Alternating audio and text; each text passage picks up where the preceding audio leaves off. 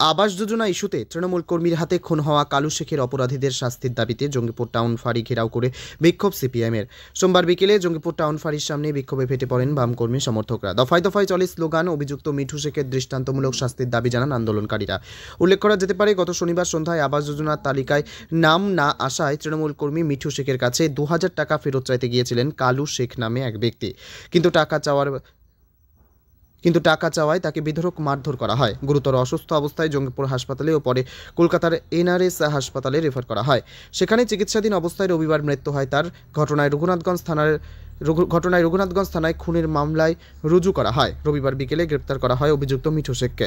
সোমবার ধৃত ওই ব্যক্তিকে জঙ্গিপুর মহকুমা আদালতে পাঠায় রঘুনাথগঞ্জ থানার পুলিশ। এদিকে সোমবার বিকেলে এই অভিযুক্তের কঠোর শাস্তির দাবিতে জঙ্গিপুর টাউন বাড়ির সামনে বিক্ষোভ দেখান সিপিএম কর্মী সমর্থক। জঙ্গিপুর থেকে তরিকুল শেখের রিপোর্ট, জঙ্গিপুর টিভি। অস্থির পরিস্থিতি চলছে। মিঠিপুরের কালু শেখ নামে এক ব্যক্তিকে মুকুন্দপুরে আবাস যোজনার যে তোলাবাজির টাকা ফেরত চাইতে গিয়ে তৃণমূলের এক গুন্ডার হাতে, কর্মীর হাতে খুন হয়েছে, নেতার হাতে। সে খুনের পরে আজকে তার সকালবেলায় মাটি দেওয়ার অত কবর দেওয়ার কাজ সম্পন্ন হয়েছে। কিন্তু আমাদের যে দাবি এবং সে পরিবারের যা দাবি, শুধু আমাদের দাবি নয়, পরিবারের দাবি, যারা দোষী তাদের শাস্তি হোক। মূল দোষী একজন অ্যারেস্ট হয়েছে। পরিবারের ওপর এখন হুমকি চলছে। 5-6 জনের নামে অভিযোগ আছে যারা পরিবারটাকে হুমকি দিচ্ছে, টাকার প্রলোভন দেখাচ্ছে। আমরা গতকালকে আইসি সাহেবের সঙ্গে পরিবারকে সঙ্গে নিয়ে দেখা করেছি। আজকে এপারের যার জুরিসডিকশনে আছে, এপার জঙ্গিপুর ফাঁড়ির যিনি আধিকারিক আছেন, তাকে আমরা ডেপুটেশন দিলাম যে পরিবারের লোককে যে প্রলোভন দেখানোর চেষ্টা করছেন, হুমকি দিচ্ছেন, এই ভয় দেখিয়ে বা প্রলোভন দিয়ে যেন মূল দোষীকে যেন ছাড়ার কোনো ব্যবস্থা না হয়, যেন তার চরমতম শাস্তি হয়। আইনে যা পদক্ষেপ আছে সেটা সঠিকভাবে এবং দ্রুত করা, সেটা আধিকারিক কথা দিয়েছেন যে দ্রুত এই আইনি প্রক্রিয়া শেষ হবে এবং যা যা করার তদন্ত করার সেটা পুলিশ করবে। আমরা দ্বিতীয় দাবি রেখেছি যে কালু শেখের মতন আরও হাজার হাজার নিরীহ মানুষ এই রঘুনাথগঞ্জ 2 ব্লক এলাকায়, যেহেতু এর জুরিসডিকশনে আমাদের ব্লক 2 পড়ছে, অনেক নিরীহ মানুষ এই তোলাবাজির টাকা দিয়ে রেখেছেন। ভয়ে ভীতিতে তৃণমূলের নেতাদের বিরুদ্ধে মুখ খুলছেন না। যারা এই তোলাবাজির টাকা নিয়ে রেখেছেন, ফেরতের জন্য অবিলম্বে পুলিশ ব্যবস্থা করুক, তাদের তুলে নিয়ে আসুক। আর যারা সঠিক মানুষ তাদের আবাস তালিকার অন্তর্ভুক্ত করুক। পুলিশ বলেছেন যে 2% কোটা পুলিশের আছেন, তদন্ত করে সঠিক মানুষদের আওতায় করা। তিনি আমাদের কাছে তালিকা চেয়েছেন। আমরা গরিব মানুষ যারা বঞ্চিত হয়েছে তাদের তালিকা আমরা কালকের মধ্যে জমা দেব।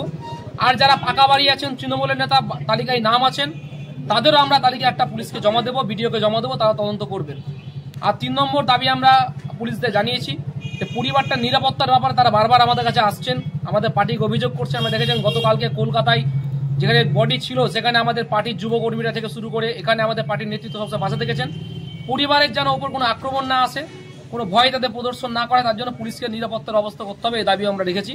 এই দাবিগুলো এখানকার আধিকারিক বলেছেন, তিনি আইসি সাহেবের সঙ্গে আলোচনা করবেন এবং ব্যবস্থা গ্রহণ করবেন। আমরা এই দাবিগুলো পূরণ হলে খুশি হব এবং যিনি দোষী অ্যারেস্ট হয়েছেন তার চরমতম শাস্তির দাবি আমরা করেছি। আমি মিজানুর রহমান, সিপিআইএম মিঠিপুর এরিয়া কমিটির সম্পাদক। ধন্যবাদ। আমাদের মূল দাবি ছিল যে অপরাধী তৃণমূলের যে গুন্ডা একজন নিরীহ মানুষকে যে খুন করলো, তার দ্রুত বিচার শাস্তির ব্যবস্থা করতে হবে। প্রশাসন ইতিমধ্যে তাকে অ্যারেস্ট করেছে এবং উনি প্রতিশ্রুতি দিয়েছেন যেহেতু আসামি ধরা পড়েছে, আমরা অতি দ্রুত চার্জশিট পেশ করে তার শাস্তির যে ব্যবস্থা সেটা করব।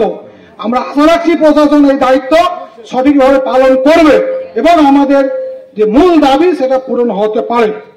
অপর যে দাবি ছিল, এই খুনির সাথী আরো সঙ্গী আছে যারা গা ঢাকা দিয়েছে, দ্রুত এদের অ্যারেস্ট করতে হবে এবং যথোপযুক্ত শাস্তি দিতে হবে।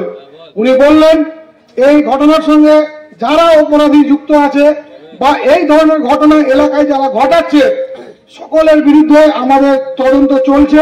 সেই ব্যাপারে উনি প্রতিশ্রুতি দিলেন যে খুব দ্রুত আমরা ব্যবস্থা করব। এবং আমরা দাবি রেখেছিলাম যে এখনো মূলত প্রশাসনের একটা অংশ এই বাড়ির নামে অফিসের নাম করে তোলাবাজি করে টাকা তুলছে। তিনি আমাদের তথ্য চেয়েছেন, আমরা সেই তথ্য জোগান দিয়েছি। উনি বলেছেন 2-1 দিনের মধ্যে এর ফল আপনারা দেখতে পাবেন, সেটা আমরা ভরসা রাখছি।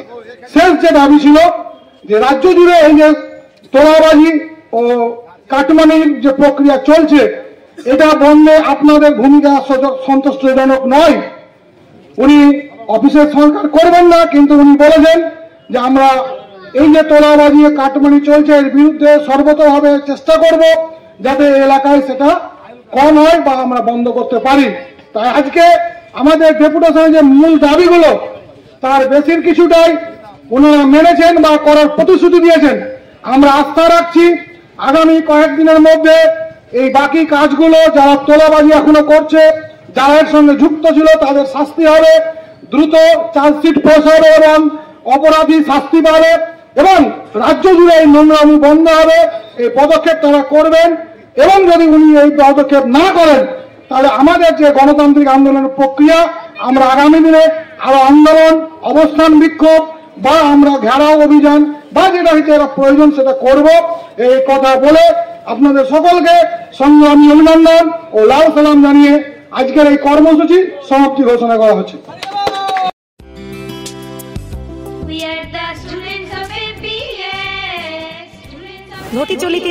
ঘটি চলিতেছে Shivam education and social welfare ট্রাস্টের পরিচালিত অরঙ্গবাদ পাবলিক স্কুল। এটি একটি বাংলা মাধ্যম আবাসিক অনাবাসিক শিক্ষা প্রতিষ্ঠান। 2025 শিক্ষাবর্ষে 5ম থেকে 9ম শ্রেণী পর্যন্ত বালক ও বালিকাদের ভর্তির জন্য ফর্ম ফিল আপ চলছে। ফর্ম পূরণের শেষ তারিখ 22শে অক্টোবর 2024। ভর্তির পরীক্ষা 27শে অক্টোবর 2024 রবিবার দুপুর 12টা। औरंगाबाद पब्लिक स्कूलेर जंगीपुर शाखा, मियापुर कैम्पासे बालक और बालिका विभाग, तालाई कैम्पासे बालक विभाग, लालगोला कैम्पासे बालिका विभागेर जोन्नो अनलाइन अथवा अफलाइने फर्म फिल आप करुन। स्कूलेर विषये विस्तारित जानते फोन करुन 7501593336 বা 8617369044 9593494785 8926686155। We are the family of Shivam.